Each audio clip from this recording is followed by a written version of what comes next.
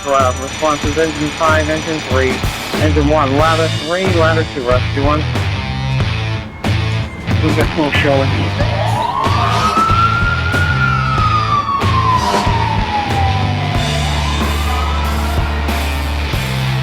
Division 1, you're on location, box 23, reporting smoke show on 727.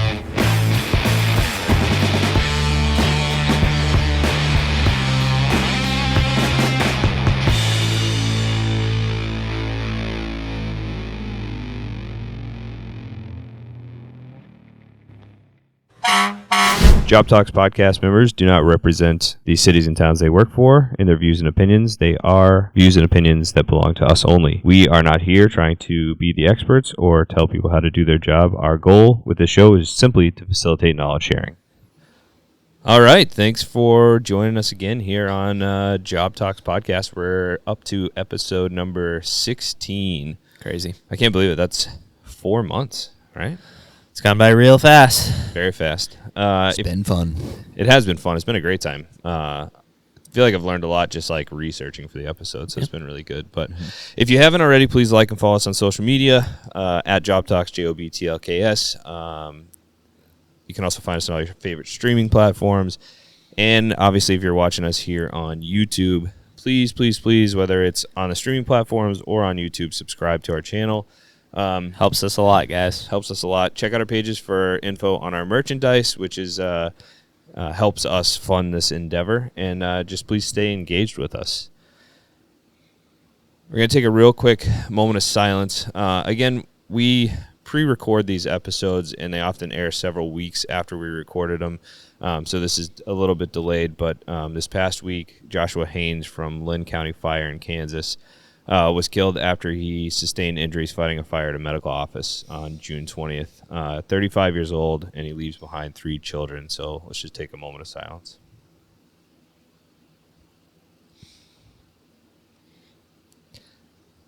All right, so today's episode is on self-rescue and bailout.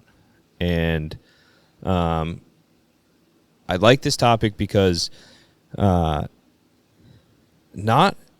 would say most people don't have actual true experience on this, right? I would hope that most people don't have actual true experience. So it's really hard to find somebody who's experienced in self-rescue and bailout as far as like actually having to do it in a fire, which is a good thing. But because we don't have that experience, I think it's something important to talk about. So I'm going to start us off with just a little bit of a video clip here. Let me just find our correct spot. So this is obviously somebody that filmed with their own camera. Yeah. I was going to say, it smokes really. Yeah, so you can see that obviously they were the firefighters in the house. Thick black, turbulent, high velocity smoke, which means that the fire's probably pretty close by, right?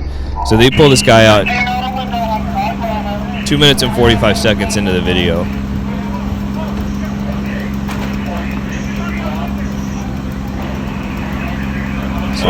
That's a flash. About 10 to 15 seconds out after this guy bails out of the window, the room flashes. And so obviously this guy did a good job recognizing that conditions were changing rapidly. And then about another 10 to 15 seconds, you can start seeing the tips of the smoke on that other window start going. So you're talking 30 seconds, and that fire is engulfed the whole Bravo side of this building, right? So an important part of self-rescue is actually preventing the situation. So kudos to this guy who obviously recognized that the situation was deteriorating rapidly, found a window, and got himself out. If you're not familiar, there was a study out there called Project MAYDAY. They analyzed over 3,000 audio recordings from fire audio. So some were from dash cams, helmet cams, some were just like dispatch audio. They found that there were 16 transmissions that had a high chance of indicating a mayday, or that a mayday was following. And actually, I saw this recently. Our department actually put out some literature on this, which was interesting. So I'm just going to show you these phrases. So one or more of these phrases were transmitted 88% of the time a Mayday occurred on the fire ground in their recordings, right? So some of the phrases that preceded Maydays were zero visibility conditions. We have fire above our heads. We have fire below us. We need more line to reach the fire or extend our line. We have not found the seat of the fire. We're running out of air, or hearing a low air alarm. This is a hoarder structure. We've had a flashover. Had a ceiling or roof collapse. We've lost multiple windows. It's getting really hot. We're backing out. Our exit's been blocked. We're sending someone out with a problem. We have a hole in the floor, or the floor is collapsed. And command has lost communication with crews. And we have a lot of sprinkler heads going off in here. So just listening to those phrases, you can tell that pretty much all these phrases that are being uttered means that there's something's gone wrong. Yeah, something's gone wrong. Like it's really hot. Windows are going off. Multiple sprinkler heads are going off, so sprinklers aren't containing a fire. We can't get to it. We can't find the seat. They often say like fire showing when you get there is a good sign because you know where it is, right? So going in these deep, dark buildings and not being able to find the seat and then finding out it's on all sides of you. So 93% of rescues are made by somebody already in the structure. So that obviously includes a self-rescue. And this is a staggering statistic, but 54% of Mayday calls are missed by command the first time they're issued. Oftentimes they're picked up by somebody else on the fire ground or by like dispatch, things like that. So just knowing this, you know that you have to be prepared to like try to rescue yourself, right? So just like a quick open discussion is like what does it mean to what does self-rescue mean for you guys, and like what does it mean to be prepared to self-rescue? I think it's a broad term, but just like realizing either conditions are becoming untenable and you don't have an avenue of egress that's like readily available, or like to me it's like predicting like there's a high probability of a negative outcome that's going to risk myself for the safety of my crew or the safety of the victims we're trying to extricate. And I don't have full control over my circumstances to where like I know like things are not going in the direction that I need to. Like I've never had to call a Mayday, so I can't really speak intelligently on this, but I think I'd like to think that like, there's probably like some degree of like stigma, like, oh, I don't want to be the guy to call a Mayday, but like it's better than to be the guy that didn't call one and should have. Yeah, I think that's like something that the fire service is actively trying to fight against, is that stigma of calling a Mayday. And I mean, listen, like we get razzed back at the station by guys for different things, and like that's part of our culture and whatever, but it can't be to the point where people are afraid to call a Mayday when they get in a bad situation, right? Like, I try to view things through the lens of like, how am I optimizing my survivability? So like things like a bailout kit, like I like, and not everyone agrees with this, like, cause I'm on an engine company, but I still will try and carry a Halligan anytime I can, and I'll tuck it in my waistband. There's a lot of people that disagree with that. They're like, you're never going to be off the line. That's just going to like inhibit your ability to like be efficient and effectively move that line into place. Like, why do you really need one? You're never going to be, you know what I mean? But like, I mean, you look at like Boston, for example, when the Back Bay fire, like they were calling for water, the line got burned through. They didn't, couldn't find an avenue egress. I mean, there's a lot of circumstances there, but like, I never want to be in a position where I like don't have the resources or the means to hopefully affect my own rescue, right? So like, if I get trapped, the line gets burned through, conditions rapidly change, and I can't go back the way the line is, like, what am I supposed to, like, what am I supposed to do? Like punch through drywall with my bare hands? I mean, maybe. I mean, you were, you know what I mean? But like, yeah, but like, you know what I mean? It doesn't inhibit my ability that much. I guess what I'm trying to say, like my survivalistic mindset of like, I'm trying to do everything I can to optimize like my potential for surviving like a really fucked up incident. So like whether that's like trying to stay in shape to like the best of my ability. No one's perfect, right? But like I'm trying to like maximize my survivability, whether that's through like the addition of tools like my bailout kit, carrying a tool even though I don't have to, or like being in shape. Yeah. I mean, obviously being in shape is a big one, because if you're if you're in anything that you're doing, if you're in shape, then you can think, because you're not thinking about how bad this sucks right now and how you can't breathe. And I mean, I can equate it to, I mean, imagine like your first football game of the year if you never ran doubles all summer, right? Just anything like that. So for me, that's kind of always a priority, is making sure that I can move. But you know, that's like basic stuff. It's funny that you bring up always having a tool on you, especially, you know, when you're going in on a line or something like that, because when we went through academy, you would only be caught dead without a tool. Yeah. You know what I mean? And Right. you better know where that thing is at all time and be touching it. And so now we just, everybody goes back to the departments, and now we just, you know, you're on the line. That's it. Yeah. But then you do, you know, you start working with the door props, and you're doing some forcible entry stuff, and it's like, it gets brought up, well, what if you get in there and there's another door for you to force, and it's not a, you know, shitty door that you can just hip open, right? Right. Well, it's like, yeah, and what if you need to get out too? So it is crazy that, you know, we're not carrying tools. I can put my ads right in my waistband. The thing's light as hell. It's not as heavy as a Halligan. I love it. So I'll continue to do something like that. But yeah, we do Mayday drills at work. I don't know if we did one last year, but you know, we typically have a building or something that we can smoke up, and we can just go through the motions. We have our second TAC channel that we can jump on, and we can communicate with each other and go through it. And it's something that needs to be done every year, if not twice a year. Just going over Mayday drills. It gets guys more comfortable with actually calling for a Mayday if they have to. I understand that there's probably a stigma around it, but you know, in my experience with anything that I've ever done, there's usually like three things or a few events that lead to the bad one, right? It's like, you know, whatever, however it started, it didn't start out right.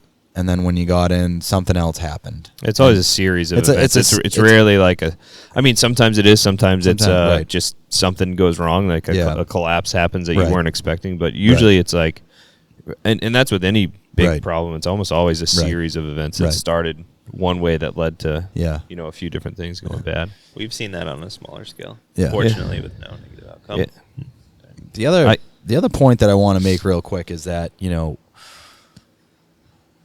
I think it's awesome that we have some fire departments out there that are so heavily staffed and have so much, you know, apparatus charging towards a fire that, you know, we can send a lot of guys very quickly with a lot of effort and get things done very quick. One of the viewpoints that we have, you know, we get like a little too focused on the mission. Like, we must put out this fire and save this structure and this and that. Yeah, because it's like life protection and preservation of people's property, right? But at the end of the day, and I don't want to say insurance can just replace this and that, because it can't replace all the valuables in your homes. You know what I mean? You know, we talked about some of our favorite things that we have in our lives, like the hand-me-downs or things that we've acquired or collected in life. And for all those things to go up in smoke would be terrible. But at the end of the day,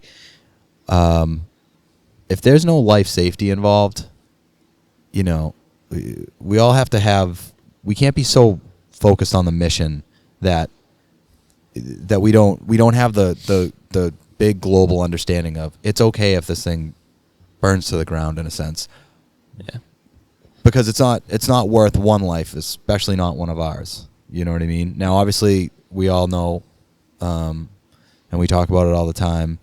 We're gonna risk a lot to save a lot, and so we have to remember that we're not gonna risk anything for nothing. Savable lives. Yeah, that's it. So I mean, I think we're all, at least I speak for myself, but I think we're all fans of being good, aggressive, interior firefighters. But that doesn't mean being stupid, right? I think that means being smart and understanding, and like, again, like just that clip of that video is understanding when something is not right and going wrong, and understanding when the time to like pull back is. I don't know if I would have known that.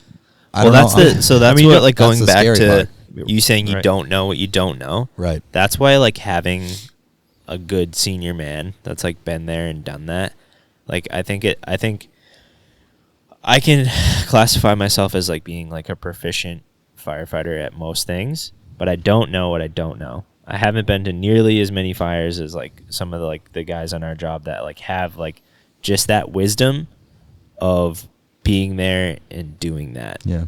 And like having that like senior man, like there's some fucking awesome senior men at my house right now. Guys that have been in the job for like over 30 years that have like been in probably like dozens of like bad situations, but like that could grab me in a fire and be like, hey, like time to leave because of this. That would have never even entered my consciousness because I've never experienced. Is that recognition, prime decision making? Yeah. And I think like, that's what we talked about, like with training, is being as realistic as possible, because, and I always point this one out again, because it was just like a big eye opener for me, is doing a live burn training and like hearing fire above your head the first time. And you're like, oh, okay, that's what that sounds like. And would I have recognized that if I had never heard that before and I was in a building and heard that? I don't know. One thing that was interesting about that video, though, is he was the only one that came out of that window. Now, I don't know if somebody else went out of a front door or whether he was searching by himself or what was going on, but he was the only one that came out of that window. And as far as I read about it, there was nobody that was hurt or anything. And my guess is, with how fast that flashes, it probably just got oppressively hot, and he probably realized, like, time to go. And one of the things that's like puts you in a situation to potentially have to self-rescue or bail out like that is working above or opposite of a fire without a hose line. So if you're doing things like search and rescue, or you're trying to find the seat of the fire on a fire that's not showing when you arrive, like those are the things that kind of put you, I would say, like a higher risk category, right? Like you say, the fire is a hazard. We talked about in like our last episode, but fire is a hazard. But like, sharks are a hazard. But once you're in that building, especially if you're like without line, like now that's a risk that you're taking, and it has to be calculated. 100%. What's scary about that video is like how rapidly conditions deteriorate now. And like I was watching that and thinking, like, so he was out, and then in less than 15 seconds that room was fully involved. Yeah, that's not like, it's a good thing it was on the first floor. So not the second or third. So they say when a room flashes, you have, I don't want to quote it, but I'm pretty sure you have about 5 to 7 seconds. Our gear will sustain a flash over, not without injury. The odds of you getting out without serious injury are almost slim to none. But to get out and escape with your life, you have about 5 to 7 seconds. A fully loaded firefighter, that is 10 feet on average that you can move in that time. Right. 10 feet. Now, if you asked me to move in 10 seconds, I could probably be out of this. We're on a second floor right now. I could probably be out of this building in 10 seconds. But dark, loaded down, you got about 10 feet. So if you're more than 10 feet away from a window or a door, you're not in a good situation. And so I think, like, again, a lot of that comes down to like paying attention in a fire. And we talked about this before too, is like, as you get more fires and you're in more buildings and under more conditions, at least for me, I've noticed that I'm able to pay attention to more things, because I don't have that, like they say, like, you don't want to be like super adrenaline, like to where you can't focus, but you want to be just like at a level that you can perform. And I feel like the more fires you go into, the more that you can get to that level without like going beyond it. And the more you pay attention when you're in the building, like, okay, I felt there was a window here, this was happening here, this was happening here. And unfortunately, I think that a lot of that really only comes with experience. And I think that's something, because it gives you perspective, right? So like for me, like I can maximize my survivability by having tools, by having my bailout kit, and being in good physical condition. But the integral part that I don't have is like a broad depth of experience, right? So I can only take it so far. Like the experience portion is irreplaceable, right? And like the thing with that video that I was thinking, like, while the video was going on, is like, you don't have time to use a bailout kit. No, that one. Yeah, no, you don't have time. And like, if he was on the third floor, like, that's at least career ending. Why do you think he doesn't have time for a bailout kit there?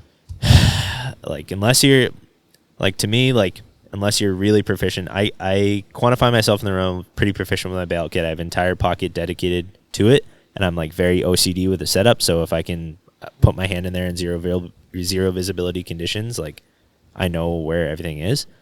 But like, if I could get that hook over the lip in time, in zero visibility, or a radiator, or like some immovable object that's stable enough for me to just go in under 10 seconds. Don't you typically just use, I mean, some of the videos I've seen, I don't have a bailout kit, and I'm not too familiar with it. I've just watched some videos where they literally just hook it on the like outside trim of the window. Yeah, they're designed to be. So I think that you could use a bailout kit that quickly if you recognize that. If you're all set those up right factors together, because I think that you, like, for me, the way I have, so this is also a big part of it is coming down to training, right, which we'll talk about, but like I think that you could at least get, and there's another video where a guy talks about it, doing this training, getting the best part of you out of the window, so getting your torso up out of the window. If you have the hook in the right place and you can literally just grab it, mash it in the corner and go out, if you have a bailout kit that is an automatic lock, like most of them are now, you can literally just basically jump out of the window and it'll lock. I mean, I would try that knowing, especially if I was on the third floor, I was going to go down anyway. I'd at least try to just get the hook in there, like with my left hand, and go over the sill, and hopefully it would hold, you know. Because that's it. I mean, you're basically just jamming it in, holding it as you're going out the window, so until you get all your weight on it, so it actually grabs. Right? That's the idea behind it. But the other part of that is if you don't train on it, you fall back on your level of training. You fall back on your level of training. And the one of the other things I was going to say is talking about tools and what you carry and this and that is, you can't carry everything for every scenario, right? So again, going back to your episode last week, is you have to think about what your most likely scenarios would be that you would need to affect self-rescue, and carry the things that are most likely to be used, because you just can't carry everything, right? My first department, you did not go in without a set of irons on the line, and then coming to Cambridge, that was totally different, because you know, in Cambridge you have very specific jobs, and I would say that I'm definitely guilty of going in on the line without tools, but it's a smart thing to do, to have a tool and just tuck it in your SCBA strap, like you said, as long as it's not hampering your ability to, like, because ultimately the number one priority is putting the fire out, right? So as long as it's not hampering your ability to do that, you should just, and there's nothing wrong with my philosophy has definitely evolved over time. There's definitely been fires that I've been with you on where I've brought tools that have hampered my ability, and then realizing that and making adjustments afterwards, and then being like, oh, like, let me try tucking this. Can I move, and can I like compose? Which is also why, like, interior firefighting, just an offshoot here, is why I'm a fan of inch and 3/4. Yeah, because you can. It's so maneuverable. It's so much more maneuverable, and if you're trying to carry a tool and do those other things too, you never know. To me, John, to answer your question, like, I think it can be done, but like in my mind, I'm thinking like of the totality of the circumstance. Like, am I going to be able to recognize this is bad, find a window, and get my shit and myself out the window in under 10 seconds? Like, I think in training you can do that because you're anticipating that I'm about to do this. Because you know where the window is. You know it. But I think of myself, I'm like been in fires, but I've never been in one that's like completely like immediately the bank down, conditions are rapidly deteriorating, where I need to, one, have the confidence to make the decision. Bad situation, need to fucking leave now. Right.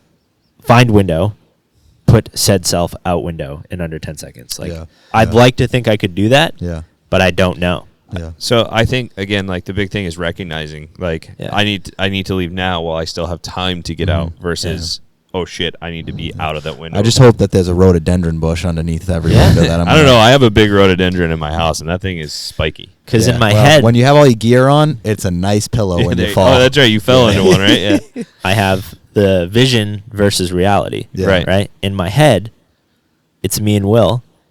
And I realized that conditions are rapidly deteriorating. Will, and I was like, fuck Will, garbage band. And I wrap one end of my bailout kit. I'm like, you go, I'll be right behind you. And then like lower him down and then fucking save myself.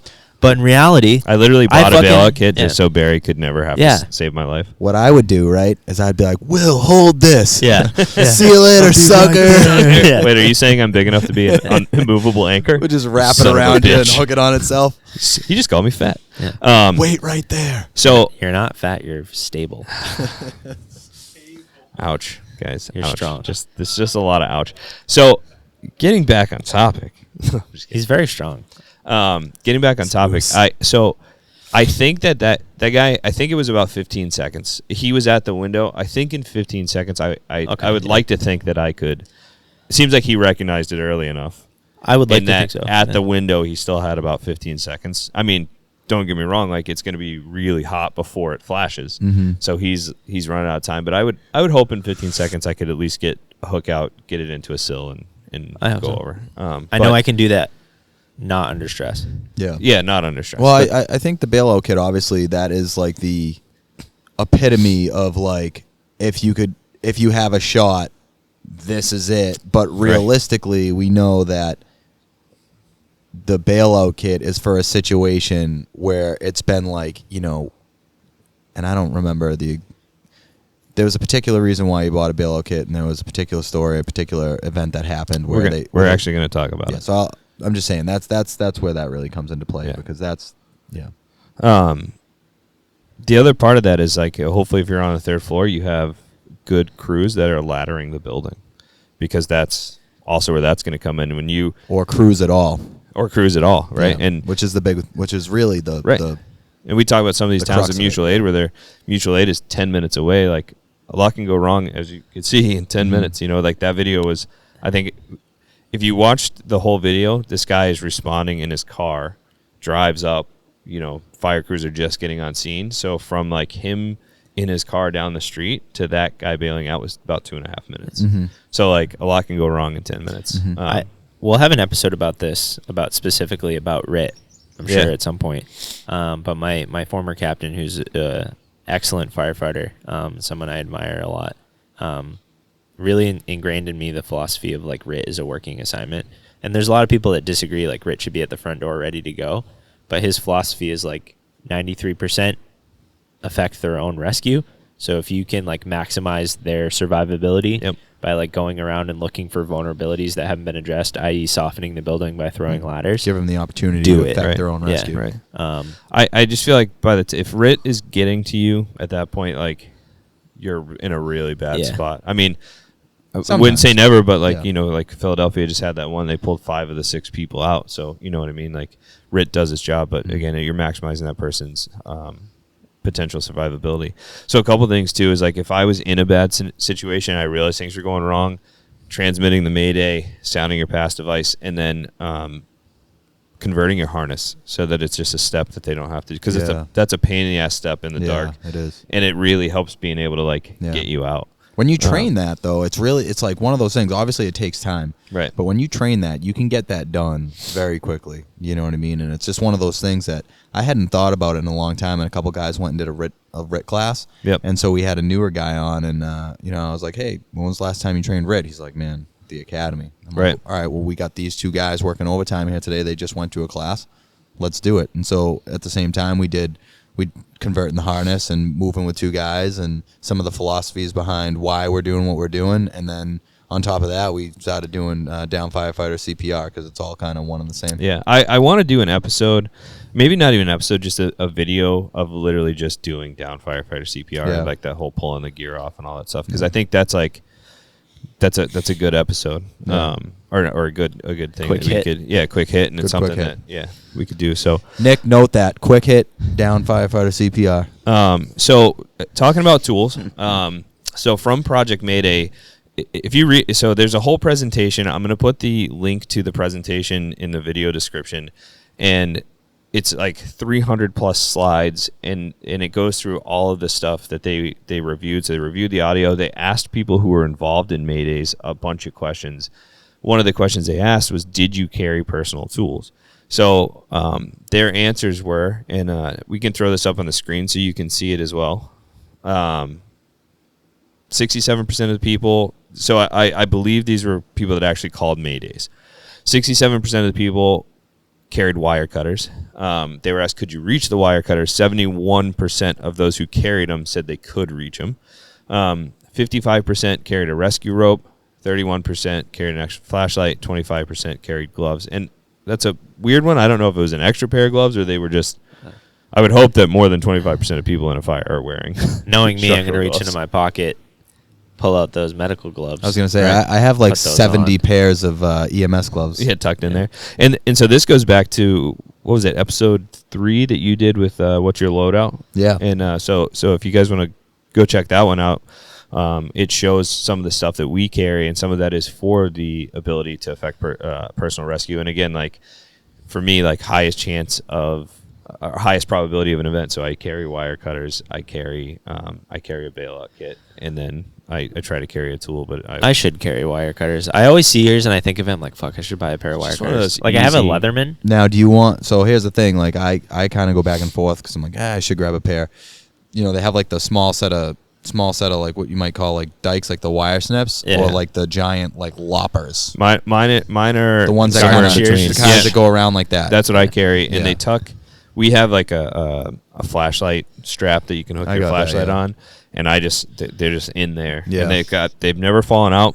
They work well. Yeah. Maybe I'll get a I pair. believe I don't know if I have the handles wrapped, but just so they're easy. And then practicing remembering where your stuff is, like like what side That's is why your I- bailout kit yeah. on, what I'm side very are your wire OCD cutters. with my gear in Yeah. that sense. And that's a good drill you can do too. Is with your SCBA and with your gear is like get dressed being an SCBA, like close your eyes and just have somebody say, okay, where's your regulator? Point to it. Where's your gauge?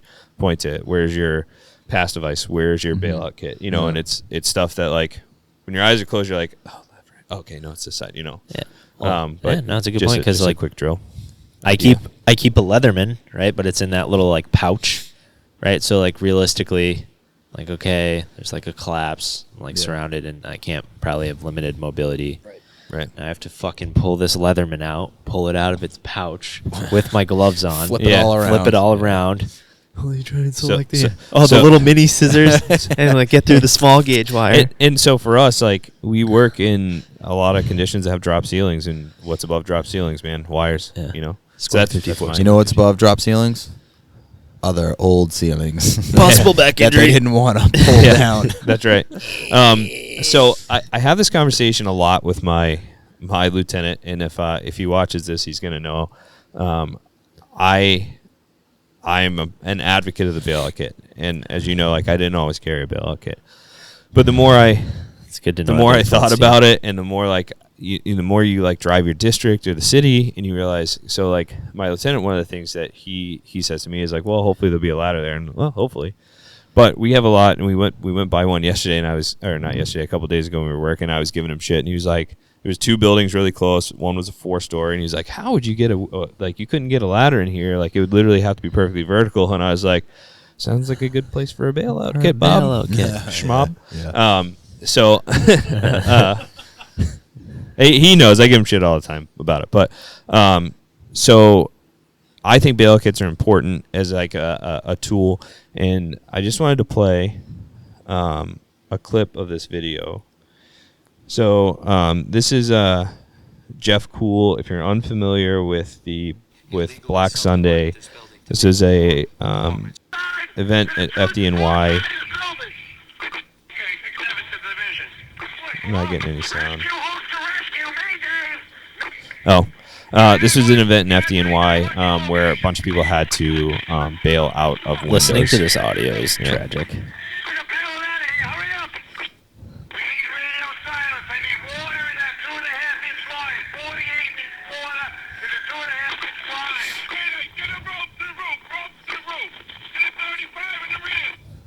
So these guys are literally hanging out windows, and if you listen to the whole audio, and again we'll put the link to this video in the description too, but they talk about being up here, conditions aren't too bad, and then they kind of rapidly deteriorate. It sounded like they lost water on the fire floor, which is the floor below. They took their backup line from the top floor, brought it to the floor below to help fight that fire, and then the building was illegally chopped up, so egress that they typically would have had or been able to make, they weren't able to, so they all got pushed to these windows.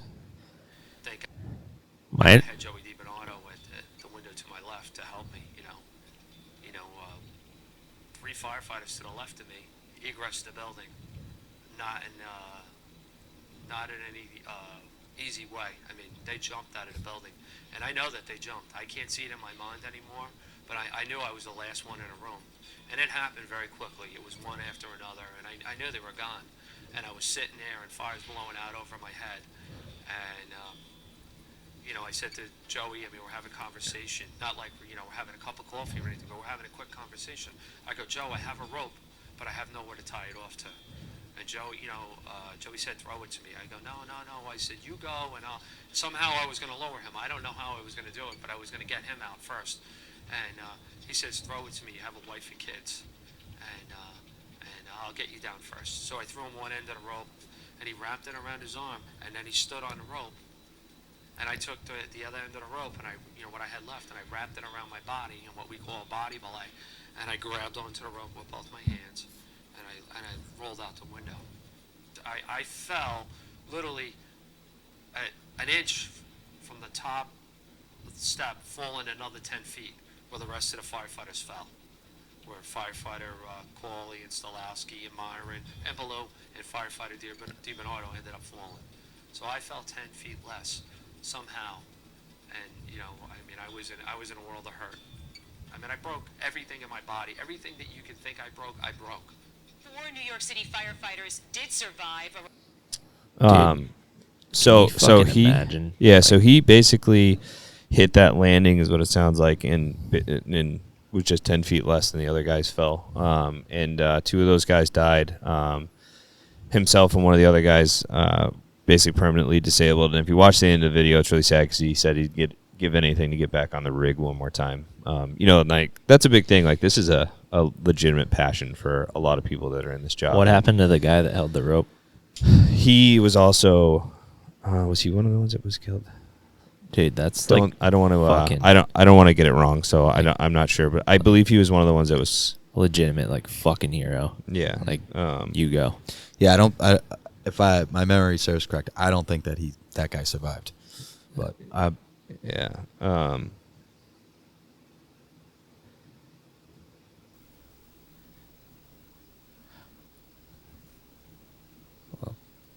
I believe DiBernardo was the one that held the rope. I believe so. Ended their careers, and then the other 2 guys were also severely disabled. But I believe, I'm not sure, but I believe these guys may have been able to go back on the job. Either way, Yeah. Devastating event, and this led to FDNY training on bailout and Implementing. providing bailout kits to all of their members now. It's like Matt said with Woburn. Yeah, Very cool. it's a good thing. I mean, it's just one of those things that if you had the opportunity, if you had the ability to bail out and you just didn't have that kit, like, and this is one of the things I told my lieutenant is like, I would never want somebody to have to go to my house and like tell my family I died from something that I could have prevented by spending a little bit of money and carrying in my pocket. Like, it doesn't hamper me day to day or whatever. And again, like, not all communities like need that. I think in ours that's different. Not there are communities that in their primary district, in their secondary district, they're never going to be more than a second story, and it is what it is. But if you have the ability to be working above a fire, adjacent to a fire, and above more than the second floor, it's Dude, it's if not you a think bad about idea. it, like most bailout kits, like I have the CMC, you have Sterling. There's some other reputable companies. Roughly $600. Yeah. NFPA standard, I believe, is 10 years before it needs to be replaced. $60 a year times how many shifts you have. Yeah. Come on. So there are Around several bailout right? kits on the market. $1 a shift. Yeah, maybe. There are several bailout kits on the market. You can piece them together. You can buy them as kits. I just put mine up there because I'm familiar with it. I know what it is. We'll throw this up on social media too, and you guys can share maybe some of the kits you've either pieced together or bought. I went to one of the lieutenants on our job, Schmal Corson, and he's A wealth of knowledge. arguably like one of the most intelligent- knowledgeable Yeah, like one of the most rescue intelligent guys guys I've on the ever met. job, and Even rope more than me? guys. Listen, I have to say, you're a smart dude, but Schmal Corson is one of the smartest human beings I've ever met. That's a hard and yes. and so what he told me is like he had pieced them together and he had some kits and he kind of he was like, buying the kit is ultimately cheaper. So I ended up with a Sterling kit. It's the FCX Descender, the Lightning G2 hook, which has the built-in carabiner, which is great. I personally got the FireTech rope, which is their most fire-resistant rated rope. I haven't had any issues with it not flaking out well or whatever in training. So, and it's not, I mean, you're talking probably ounces heavier than some of the lighter stuff. Yeah. I have an extension lanyard so that it stays hooked up and in my pocket and extends to my harness that I wear. Yeah. Shout out to Sterling for these enticing names. I know. Well. And then the Lightning, Fire Tech, Safe D Carabiner, dude, it's all FCX marketing. Descender. So, Yeah, and then no, I it's have this powerful pocket marketing. bag, which I really like because the flap of my pocket integrates into that bag, so it's just like opening your pocket. Yeah. And my You use that bag? Descender, yeah, my I don't Descender use is right the bag. there. Well, I have a different brand, but Yeah, the bag is great because it integrates into your pocket. So when you open your pocket, the bag's open. I also bought a second carabiner to be able to do the Kelly technique, which we'll talk about, or the Kelly burn technique is his name. In doing training, what I really like about this kit is that the FCX Descender is a pull and not a grab. So most descenders you squeeze to start lowering yourself. And what I witnessed in training was, and this is another thing that Schmal said, is no matter what you have in your mind, when you're under duress and you're falling, you're going to want to grab. And if you grab the descender and you squeeze it, you're going to go down. And so this one is exactly the opposite, where you actually have to pull it. So if you panic and grab to it, you're not going to go anywhere. You actually have to pull it open to go down, and it auto locks. So that, once you're out of the building or out of the window or whatever, that you're in a good position. And so that's one of the things I really like. And like I said, I put at the very end of my rope, I have a second carabiner, and that just is actually pulled up and clipped onto the side of the bag in the pocket so that I could access it quickly. And that's for helping somebody else out of the building. So just some quick self-rescue technique. And listen, there are a million out there. I just put a couple for bailing out of a basement and then traditional like bailing out of a window. So it's the Columbus technique. It's also named after a guy who was killed in a fire, but I don't remember his name and I don't want to bastardize it. So on the far left there, this person likely has their like a webbing. So I also carry a piece of webbing, and they just do a girth hitch around a Halligan, stick it through to the corner of a basement window where it can serve as an anchor. And then there are two things you could do. You could tie a loop into it and step into it. One of the things I like that's a little bit easier to do is if you just make a loop and step into it and then pull your foot up as high as you can and grab it with your hand. Just your friction of your hand will hold it enough that you can take that step up and then pull yourself out of the window. You can also put a Halligan straight to the ground. One of the things is, especially if you're in a basement and you're on cement, that the odds of that slipping are kind of high, so you might have to dig it into the wall or actually take the adze in and maybe chip out some of the concrete so it has an anchor point.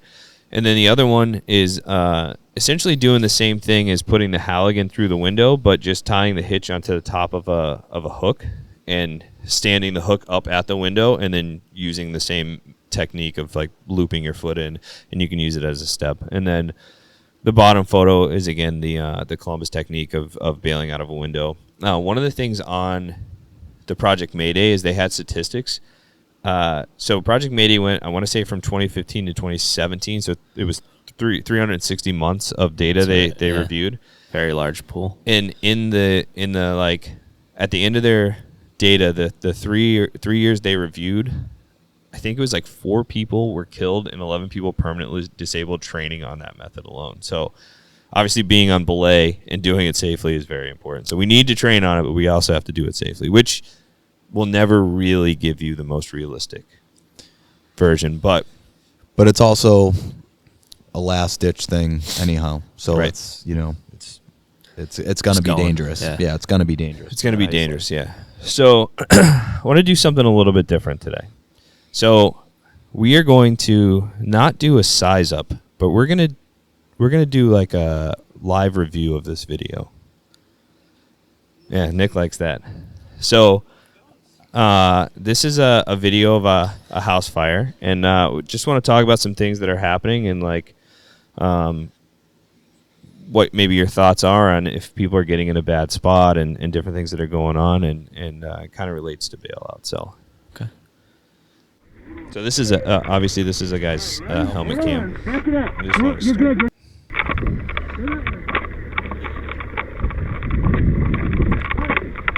So just quickly coming up, looks like looks like one of those houses that I don't know what the name of the construction is, but it's not a split entry necessarily, but when you go in the front door, you have like one side of the house is higher than the other side of the house. A little bit different than a split entry where the whole floor, you know, like the stairs, the staircase is split. So, right off the bat, can I say Yeah. something?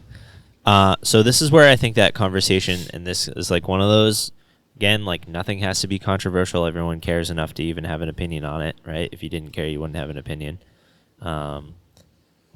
Of like transitional attack, right? So whether like you want to go in with a charged hose line or into a residential structure with a charged hose line or not, right? You have the speed and maneuverability to get that line in place in a safe place and then call for water. Or do you want to charge, you know, maybe you have an extra, and it's all like personnel dependent, right? Do you have time to, like, do you have enough personnel that you can get another line and potentially, I mean, from the limited viewpoint that I just saw, you had fire off on the right-hand side that had self-ventilated. I'm assuming that's the seat of the fire. I don't know. I haven't seen that far in the video yet. Some people might make the argument like, oh, that's calls for transitional attack to darken that down and then go in. Yeah, so that can go up. So it looked like AD corner was Yeah. pretty well involved. Or do you want the speed and maneuverability to get the inch and three-quarter in place and call for water versus moving a charge line? So these are all like those potential split-second decisions. Yeah. You know what I mean? That And how you train is how you fight. So Yeah. if one method is how this department trains, and that's how they're going to do it, and another, you know, just so you know, this video, I'm not pulling up to critique anything about what they did. I just thought it was I found it, and I thought it was an interesting. I hope at this point, if everyone's watched the show, like, we're not here to cast stones on anybody. Everyone comes from a different background, different circumstances, and you know, I would hope for the same respect if, you know, we had helmet cams, and you know, every incident you're going to get things right or wrong. But even just like I said, as a point of conversation, like making these split-second decisions of like, are you guys going to the charge lines? Are you guys going to the uncharged lines? Are you guys doing transitional attack? Are you guys not doing transitional attack? Right. So you get a better view of what I'm talking about with the design of the house here in a second. So you see the left side of the house, or like the Bravo side, is the first floor, and then the house just kind of goes up. And one of our neighboring towns had a fire in a house like this recently, and it's good. It's better when it starts on the high side because it's a lot harder for it to move to the low side than if it starts on the low side and it's just going to go right up. You can see the smoke feeding into the fire. Yeah. too, So what's interesting is how clear. Obviously, this fire is self-vented, which is part of the reason, but this is such a clear picture of what's going on in the house. Yeah. So you can hear him call to charge the line. And I mean, and that thing is that thing's going. That thing's humming. And there's no smoke, so it's just pure. Yeah, it's drawn in so much air. It's self-vented, just burning. I mean, honestly, the way that this house is designed, that's almost like a transitional attack. Yeah, You know what I mean? They're almost outside of the fire, hitting it and then moving forward. Whoever's YouTube page this is a complete lie, because it's not just police. I know, right? So let's get that straight. And you can see that flow of water is not doing a whole lot to this thing. Yeah, incremental progress. Yeah, I'd be. It almost looks like the floor up there is like an open. Is that like an open loft? So it's floors. It's gonna go up into like a kitchen. I bet you on that back left is like kitchen, and then there's another stair. Yeah, there's another staircase that wraps around either above them to the left or right, and that goes into bedrooms.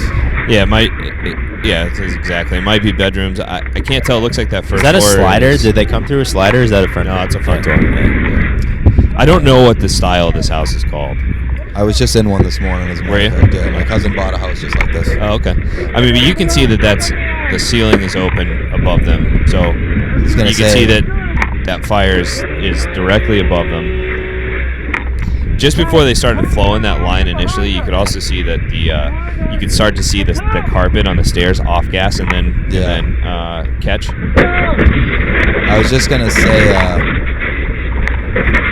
the collapse potential here looks pretty good. Starting to get pretty good, right? I saw it too. You can hear that there are guys on the roof. Guys on the roof, yeah. I heard it. Now, there are a lot of considerations here too. Like, if this say is that if that's an attic space that's going, is this a base? Does this house have a basement? Was it originally a basement fire? Is there fire underneath them? Like, and we don't know the answers to that. Just some considerations. Highlight stairs in general is like such a funnel point for firefighters. Like if you needed to get out like right now, yeah, you're climbing over. You know, that's one of the things they always say: keep the stairway clear. But in this scenario, like that's a little bit tough, right? Yeah. It's the only access. No, I mean, and that's the reality of the situation. But I mean, these guys are pushing in pretty good. Like, I mean, that's got to be pretty hot where they're at. And I just like you can see the flow path so well in this video. Yeah, no, like, it's unbelievable. It's pretty remarkable.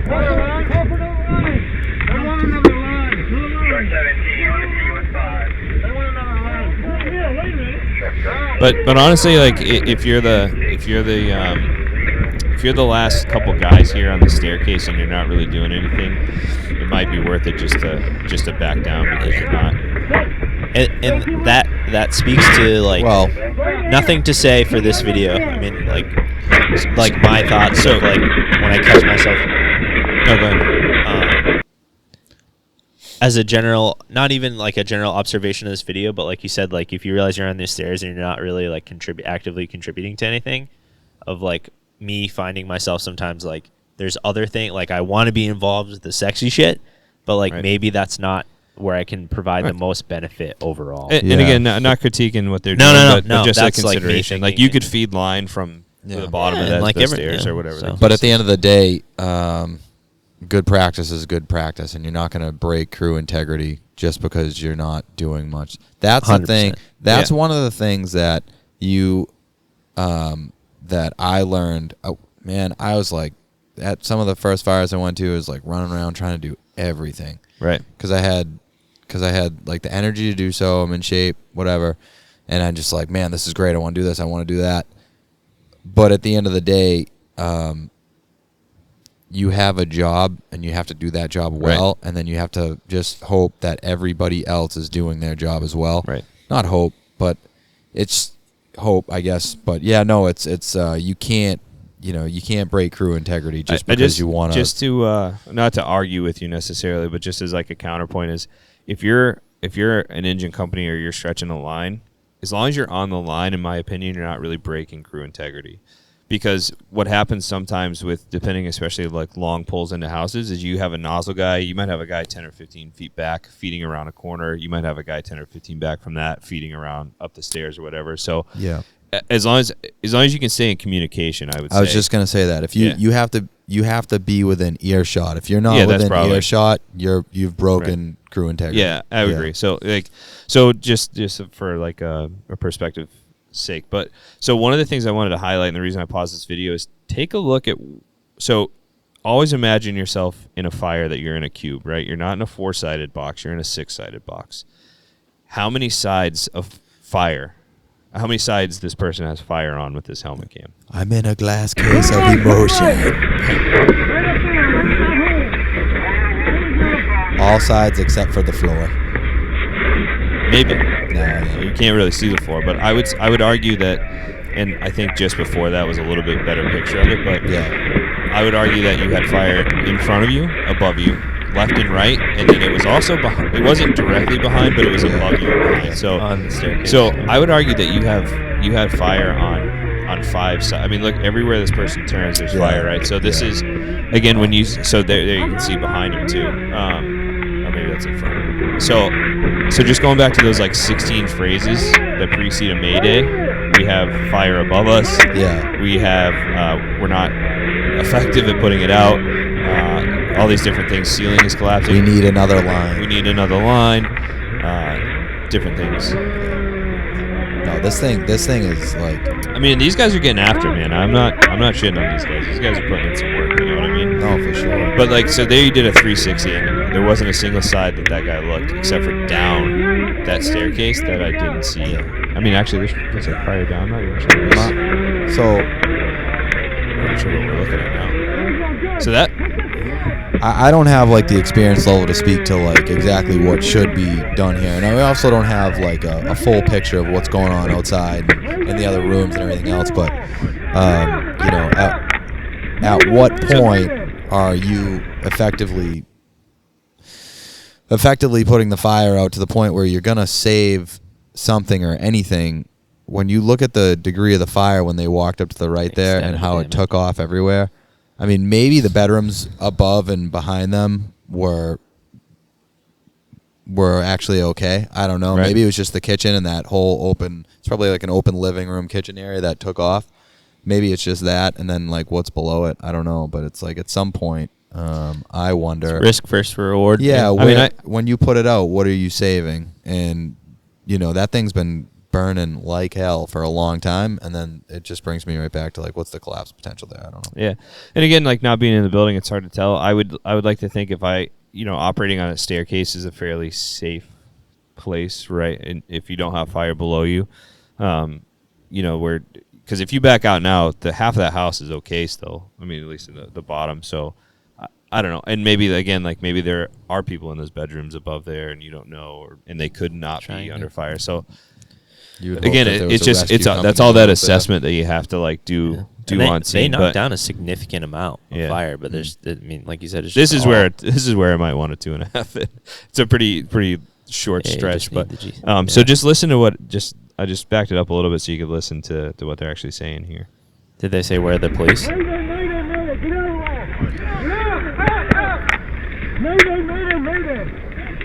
So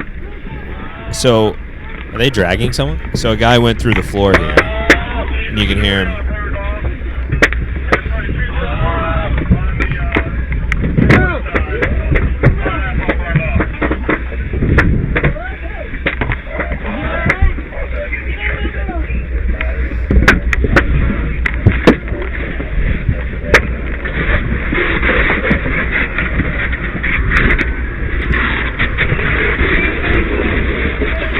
So I'll stop it there, but I just wanted to make sure we heard that part. So what was hard to see is that a guy went through the floor there.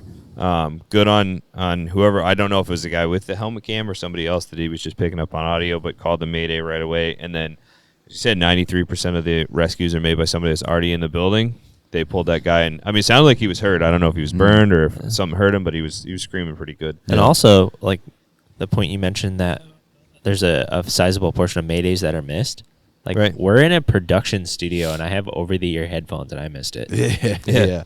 It wasn't clear. Yeah. It wasn't that clear. Because we were talking, right? And what is happening? Yeah. The ambient sound. Saws. Your chief or command might not be on the radio talking, but they might be having a conversation with a crew that they're about to send inside or somebody else or whatever's going on. So there's just a lot of opportunity for the Mayday to be missed, and I think that was a good example of it. So I'll stop the video there, but to your point, John, obviously they were in a dangerous spot, like you were saying, like what's the collapse, the risk potential, and falling through the floor made me wonder, okay, is there a basement, and is there fire in the basement? Yeah. Because generally if you get a floor that's weakened, you know, it's something from underneath. Like it's not always, from the, unless he went so deep in that room where it was just it had flashed and burned through the floor. I don't really know. And that looked like semi like of a newer house. It didn't seem like it was like balloon frame, but that doesn't mean anything, because when we talk about building construction and stuff like that, there's parts of the country that there's fire code, but things that are getting built not inspected. Oh yeah, like you go up north. Especially, you go up north and fire code goes out the window, and it's like, you could do it that way. You could always do it like this. No one's coming to inspect. They don't have the staff. Like they don't have the staff to. And then there's chases and things like that. So they don't fill in. Could certainly get run up from the basement below. You just don't know. So just an example, so one of my first fires, and this was at my old apartment, was a hoarder house. And I think I had mentioned it when we talked about our first fires. Is like kept trying to make the push, losing water. There was a hole in that floor, and it was not from below. It was it had burned from above. It was like I think it was gas fed, like right where the stove connection had broken, and that burned a hole through the floor from the top. So that it's not. I would say the majority of the time you're probably going to see the fire in the bottom when you have a floor collapse under you. But if he pushed, I couldn't really tell. But if he pushed into that where that room had clearly flashed before they got there, had been burning like hell for the whole time we were watching the video, then all of that stuff's going to be weak. So to your point is keeping your assessment going. You continuously have to be assessing your environment, your conditions, what's going on. Right. And again, this isn't a critique on this department, this crew. These guys were obviously aggressive dudes getting in there, getting after it, and I fucking love seeing that. I just thought it was a good example of like how quickly. Have you guys ever heard of the concept of the OODA loop? No. Really? Have you? OODA Have you heard loop. of OODA loop? OODA loop. So I believe it was Jaeger. He was made by a fighter pilot. He's one of the most successful fighter pilots in Vietnam. I'm not sure if it was Jaeger. Chuck Yeager. I'm not sure. The guy that broke the sound barrier. I'm not sure if it was him, but it was like one of the most successful like dogfighting pilots from Vietnam. That was like downing North Vietnamese planes when like no one else was. So he calls it the OODA loop, which is observe, orient, decide, and act. So you're constantly observing the situation going on around you. You're orienting yourself within that situation. You're making a decision based on the potential courses of action that you have in front of you based on that observation and orientation, and then making the decision to act. And then looping back. And then looping. It's a consistent loop. So Yeah. he I like came up that. with the OODA loop, Right. which is used by a lot of high-performance organizations. Honestly, I didn't know where that was going. I'd never heard of No, it. it's a pretty real good. thing, and a lot Yeah. of high-performing organizations do it. It's called the OODA loop. Observe, that's pretty orient, good. decide, act. I like that. I will say that that comes down to, so you have these guys interior, right? And I didn't really hear anything, but I wasn't listening specifically for it. You have command staff outside, and then you have guys interior, and it's about that constant communication and updates, right? Yeah. And when you go through like communication trainings and things like that, it's constantly trying to update without, or not constantly, updating when necessary or when you should, right? And it's kind of like a minute is not a lot of time, or 2 minutes is not a lot of time. When you're in there, it goes by obviously very quickly, and you might not have time to communicate. Yeah. But that's all built into like training and It's also good for like an IC or anybody standing outside. Like you show up and you have fire venting, and your crew's been in there for 5 minutes, and you still have fire venting, and you're not seeing like gray, like white, cool smoke coming. Sure. Like maybe as a command you say, hey, are you guys making any progress? Right. Because they were putting a lot of water on that fire, and it wasn't doing Yeah. a whole lot for a little bit. If you watch the video, basically after this point, they actually start making really good headway on it, and it darkens down and everything. Right. But to your point, like you need to there's a balance between unnecessary radio traffic and communicating, like you said, important things.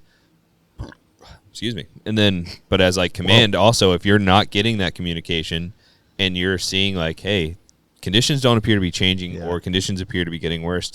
need updates. There's actually a good video from Chicago. One of the guys saw, and they did like that life safety video. Everyone Goes Home. Was that Chicago? I think they participated in. Yeah. So I don't know if it was part of that, but there was an interview from a guy who talks about being in a building, and he's I want to say he's rescue. He's above the hose line, whatever, and he's doing his thing, and command is like, hey, get out of the building. And he's like, dude, the conditions are fine. Like, everything is fine, whatever, blah, blah, blah. And he's like going about it. And they're like, hey, get out of the building. And so he like listens and comes out, and he gets out, and he's like, holy shit. Like, I did not see what was happening. Yeah. And like, it could have been really bad. Yeah. And like, that's what it is. It's a team effort, man. You're not going to see everything from the inside. They're not going to see everything from the outside. So you got to communicate what's going on, and they have to know when to ask you to communicate what's going on, or to say, hey, like, you've been in there 10 minutes. This is a new construction, truss construction. You've been in there 10 minutes. I don't see any headway being made. Like, let's pull out and reassess. And I've been fortunate to be on a few fires with Freddie Eichels, and like, he's like, I've watched him do it, and it's a good thing to watch. Is like, we had a house that we weren't winning. And so we went defensive, and then he stops everything. Like, literally stop all the lines, whatever. And he's like, we just need to see what's doing. And, like, let us see where it's going, see where the smoke comes out, see where fire starts coming back, and say, okay, like this, now we need to change this plan. And then eventually put guys back in the structure when we thought we were making the headway correctly to finish putting it out, blah, blah, blah. But just that OODA loop, that constant, like, reassessment and that constant communication is. I remember that. What is it? It's observe, orient, Decide, act. Yeah, like Fred's a big OODA loop guy. I don't know if does he use the term OODA Yeah, loop? no, I've talked to him about it. Really? That's awesome. I like it. Yeah. Sounds goofy, but it's good. Yeah, but that's an easy one to remember. It is. It is an easy one to remember. Because it just sounds like And silly. Sounds goofy. Yeah. Yeah. You make a good point. The last, like talking about building construction real quick, we'll probably have another episode completely dedicated to building construction. But like understanding that like these buildings they're designed to be energy efficient. They're not designed for firefighter safety. Like it's all Right. trusses, gusset plates that are strong, but they're not necessarily like strong. Well, the under design, fire load. yeah, the design of buildings, obviously, fire code comes heavy into play with how they even let things get permitted to be built, but it's all under time constraint, right? Like it's like, this material is expected to hold out for X amount of right. time, right? So Right. It is, but no, they're not designed for us to come in and put them out Or to and put safely. Or to put 10, Yeah. guys that are 300 pounds in gear, Right. on a floor. fire and bench floor. So, Right. all right, so that pretty much does it. Very cool. Well, Shout out to those guys too, man. Yeah, right. yeah, They I'm made not a sure lot what of it. department it was. I Yeah, no. didn't really get to see it. Didn't Some say great on the footage that community- only police videos. Yeah, no, but awesome footage that the entire Just proves that all entire cops community, actually want to be firefighters. Yeah, just police videos. Um, That everyone can benefit from. Like we can review that and we can have conversations about it, and learn from it. Which is the exactly. important All right, you guys ready? thing. Yeah. Question of the day. I see you guys reading it. Jeez, you're not even gonna let me ask it. I'll listen. Sons of bitches. I thought I just missed something from the last slide. No. All right. So, question of the day today, an interesting one. You can travel in time. You can go to any point in the past or the future. I'm going to change the second part of this, so don't read it. You cannot change an event. So you can't go back in time and kill Hitler. You can't go back in time and save like a family member. You can't go forward in time and like prevent an assassination or whatever the case, however it works. Like you can't change an event. Is there a specific place or time period you go to? Three-parter. One is if you can't interact at all in the scenario. So like you're there, but you can just watch, like Ghost of Christmas Past type thing. Like you can just see what's going on and like kind of observe it. Where would you go? Would that change if you could interact with the people? Like they wouldn't know that you were a time traveler, but you could like have a conversation with George Washington or something. And third, if you had to stay there for like a month, would it change it? It's a three-parter. Complex. I know, it's a complex one. I can think of like what I would like if I could interact with the person, if I could go back in time. But I don't know what I would do if I was there for 30 days. Yeah. This is an easy one for me. Go, let's Yeah, do why don't it. you Let's go hear it. first? So, for me, it's like the less people, the better, and the simpler, the better. So for me, and I really have like this like interest in like Native American culture and stuff like that, and small tribes. Now I know like life, even though it was simpler, it wasn't necessarily, neighboring tribes and constantly having to, be self-reliant and things like that. So it's not like everything was just blissful, but a simpler time with simpler people living off the land with no government structure in a sense, no large overreaching government structure. Yeah. So like for me, any period in time where that is your life. So like I think to like Native American culture. Like imagine like roaming across this country. That would be fucking awesome. You know what I mean? With just with the seasons. Like Lewis and Clark time? Yeah. Sure. Even before that. So if you had to stay there for 30 days. Like just being a nomad. You know what I mean? And like before civilization. following the food. Nice. Yeah. So I have a great deal of respect for That's Native so if you had to Americans. stay That's where there I'll for be. 30 days with all the risks and peril that came with it. I would stay there for every day. I would live even with that the woolly life. mammoths. Even with the woolly mammoth. Until you're wiping your ass with a pine cone. And you're like, dude, this is dumb. We'd bring Charmin. Did- You can't bring Yeah, bring but anything you- back. Dude, do you even I'm or not- forward. You didn't say. Oh, maybe people didn't even wipe their ass back Mammoth. then. They probably didn't. I'm not saying I'm bringing it back with me. No, I'll leave it he there. means bringing it back. Can you to the imagine past. like you bring Yeah. like a fucking 240 to like some sword battle from like Yeah. ancient Greece? and Thermopylae? just Yeah. Like, can't do This- that. Yeah. That's Yeah. changing the course of history. Yeah, Thermopylae just be like, yeah, I'm just gonna get two 240 gun teams, and we'll solve this problem real quick. Yeah. This is called I will talking- own Yeah, everything. it's called talking gun. What about you, Barry? I've thought about this before. I mean, I'm not looking to change history, whatever, or revisionist history. I would love to. So when I was growing up, my grandpa died when I was a little bit. I love both of my grandfathers. They both played a big role in my life, but one of them passed away a little bit earlier in my life.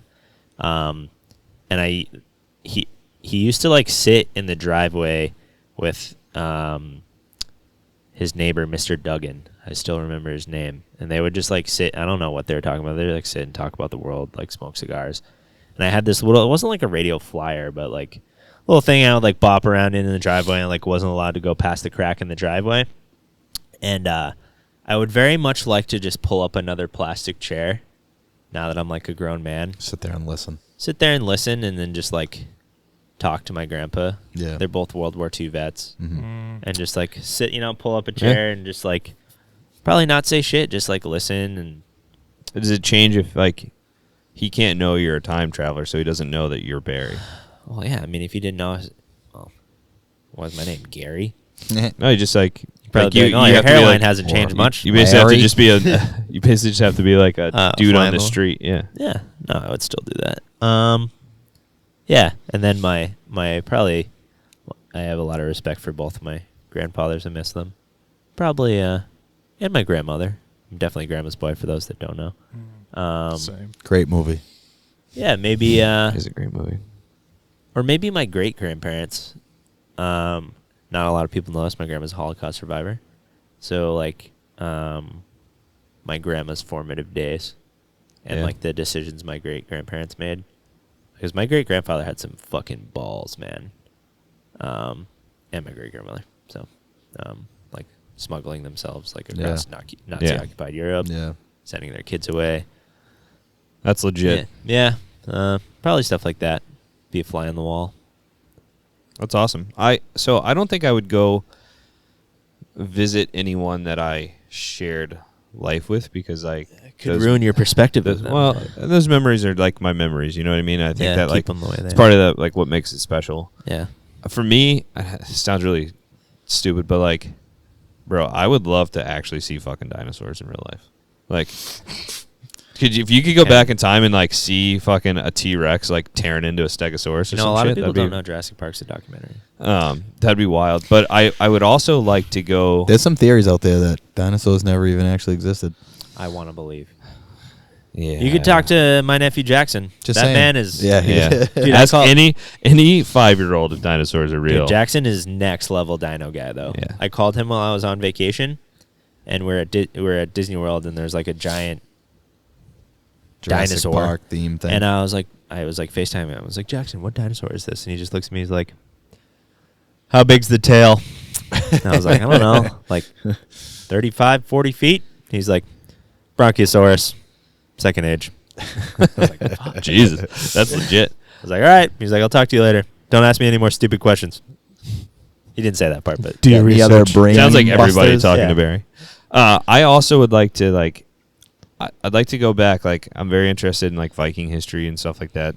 I'd like to go back to like some of those civilizations that are really poorly documented. Like, I'd love to see like what a Viking like I don't want to call it a cruise, but like sailing, across the ocean. Like, what a raid On those actually was. boats. What their like day-to-day life actually was. Like, were they as violent as we say? Because a lot of people say that they aren't. That they're really like sensationalized for TV and things like that. So it'd be interesting to see. But I would also like to go, and I've had this conversation with other people. I would like to go find and sit and have a conversation with like some of the worst people in history. Like, I would love to go have a conversation with Hitler. Like, I would love to like just talk to him about like what his mindset is. Like, actually like sit down and talk to like Stalin. yeah, like some really shitty people, and just like not to understand or justify anything they did. It's just like it's a curiosity of like Understanding what evil. is what is so off. You know what I mean? Like, I think that would be really interesting. So It if is I interesting. if I had the ability to like stay for like 30 days, I would not go to the dinosaur period because I do not want to be eaten by a dinosaur. That sounds terrible. Velociraptors, from Jurassic Park documentary seem really fucking aggressive. They are trainable though, as we have demonstrated. That's true. But I would, I'd like to go find some like, I don't know, really terrible person. No, I mean, I think there's there's the allure to interview like the world's like most evil people to like understand like what in human nature, like are they truly an outlier or is that evil like within all of us? Because I can understand good. I just have a hard time understanding like how you could like do the things you do and not be like to be able to sleep at night. You know what I mean? Like I don't understand that. So detached. Very interesting question. Yeah. What about you, Nick? I have two. Dinosaurs. No. So the further back one, I would do like an ancient Rome, ancient Greece kind of deal. So I have caveats, though. I have questions. Sure. So, like, you're still you, though. Nobody knows that you're you. Like, you can't go tell them, like, I'm from the future. But, like, you still have the knowledge that you have. Yeah. You're still going in. Oh, my God. Are you kidding me? I would go back. Yeah. Ancient Greece, I was going to say, I could see Nick with a toga on, like, bro, gather round, my children. If I have the knowledge that I have right now, I would go back to, like, maybe, like ancient Rome, ancient Greece, and just start a religion. I'd be like, you can't change history. You can't change history. That sucks. You could go back to see Caesar and be like, "Hey, dude, So that's- love your salads. Yeah, great work." Watch out for that. Croutons. Watch out for that Brutus stuff. Right. No. Okay. So all right. So then, still though, ancient Rome, ancient Greece. I feel like the politics of ancient Rome would be super interesting. The technology, stuff like that. And then, in a more modern sense, I would stay for 30 days in both of these scenarios. The other one would be, especially at like 28, if I'm still me. Yep. I would like 1940, maybe 1950, like 1948, 1950, post-world, right after World War II. Just that Reconstruction period was really cool. That's awesome. Yeah, and I would that's like pretty cool. Both of those scenarios. I would be like, can I just stay? See, I feel like people say that, and then you'd be like, God, life is really shitty compared Maybe to not the modern ancient times. Rome one. We know sans toilet paper and whatever else. Right. But like the 1940, like that, Like Mad Men era. all day long. Yeah. What all I think is day long, and I'd be like 4 packs a day. It'd be just ripping. crazy. And you know what? They'd be Crazy. good for you because they said they were good for you back Well, then. more doctors smoke Camel then.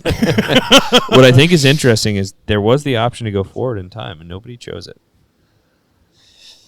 Yeah, I think I don't want to go. No. I don't wanna Imagine know. you go back in time to like the pyramids of Egypt and like it's like There fucking are aliens. Consigli construction is there with Bobcat. And you're like, what the fuck? Or it is actually aliens. Yeah, no, this guy they got Bobcats, front end See loaders. UFO. I want Okay. to go to the construction of Stonehenge. Yeah. I want to watch it. But what if you go there and it's like Interesting. they got Bobcats and front end loaders are like beep beep, and you're like, what the fuck? Civilization was just wiped out and Yeah. then like restarted. Yeah, You never know. crazy. Yeah. All right. That was it. That was my question of the day. I thought it'd be a little interesting, a little different than normal. So thanks for tuning in to another episode. We appreciate you guys coming back week after week. Big thanks to Wilco Media and Nick. And again, whether you're listening on a streaming platform or you're watching on YouTube, please subscribe to the channel. It helps us out a lot. Check out our merch. And again, that's to help us fund this process that we currently pay out of pocket for. Continue to interact with us. Give us ideas for future topics. I know we've reached out to the group to ask them for some ideas, and there have been some, and we will do them. It takes a little bit to like build an episode, so we will do them. And as always, thank you very much for your Thanks, support. guys. We would not And be gals. able to continue doing this 4 months later if it weren't for you guys. So thank you very much. Thank you. Have a good Appreciate day. ya. John? JobTlks out.